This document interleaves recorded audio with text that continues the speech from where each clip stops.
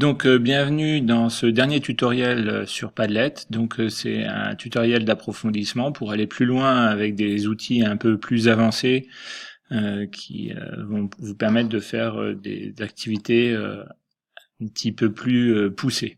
Donc un premier point sur comment contribuer ou faire contribuer les élèves de façon non anonyme pour qu'il n'y ait rien que tout soit assumé dans leur contribution.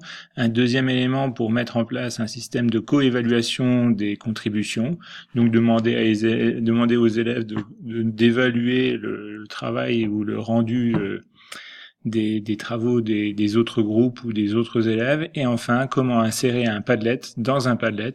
On pourrait imaginer un Padlet qui sera un plan de cours et à l'intérieur duquel on rajouterait des Padlets pour chaque groupe d'élèves ou pour chaque îlot d'élèves qui travaillerait de façon donc autonome. D'abord un point sur comment faire contribuer les élèves à un Padlet. Pour faire contribuer des élèves en toute sécurité et pour pas qu'il y ait de dérive, il faut aller donc dans l'option partager du Padlet. Donc vous reconnaissez, c'est le Padlet des premiers tutoriels. Et ici, s'intéresser à cette option, il peut écrire. Et ensuite, on a ajouté des contributeurs. Donc ici, vous avez soit votre liste diffusion des adresses mail de vos élèves, soit vous leur faites rentrer leur adresse mail. Et une fois qu'ils sont rentrés, vous vérifiez bien qu'ils peuvent écrire, qu'ils sont autorisés. Vous vérifiez les modalités de modération et vous faites sauvegarder et fermer. Et tous les élèves dont les adresses mail sont rentrées, quand ils déposeront une contribution, ils auront ici une identification de leur nom.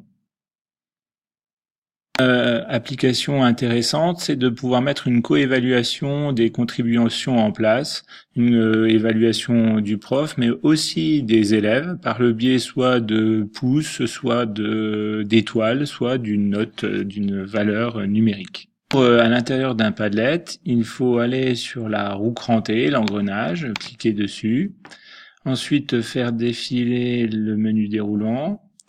Et puis on arrive à une option qui s'appelle réaction, noter, étoiler, promouvoir ou aimer des publications. Vous l'activez, là un nouveau menu apparaît. Vous pouvez rajouter des j'aime et vous voyez ici qu'un cœur est apparu. Vous pouvez noter voter et ici un plus, un moins apparaît. Vous pouvez mettre des étoiles et donc le nombre d'étoiles apparaît.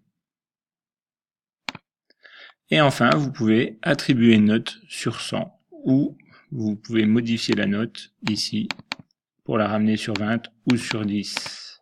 Et chaque contribution modifiera la note en faisant une moyenne.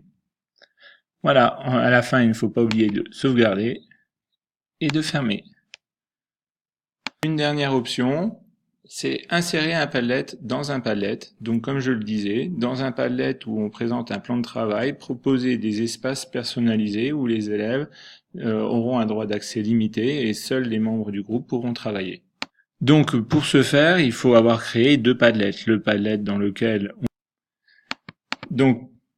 pour ce faire, il faut avoir créé deux Padlets. Un Padlet dans lequel vous allez recevoir le second Padlet et un deuxième Padlet à partager. Comment procède-t-on?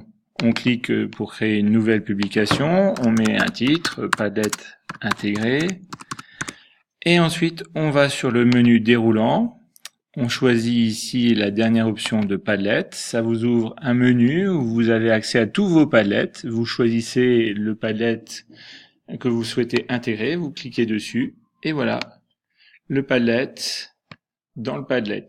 Ensuite, évidemment, il faut que dans ce Padlet intégré, mon étagère formidable, vous ayez entré le nom des élèves ou leur adresse mail et que vous ayez permis que à ces élèves-là de modifier le Padlet. Et vous avez un groupe autonome dans un Padlet avec d'autres groupes.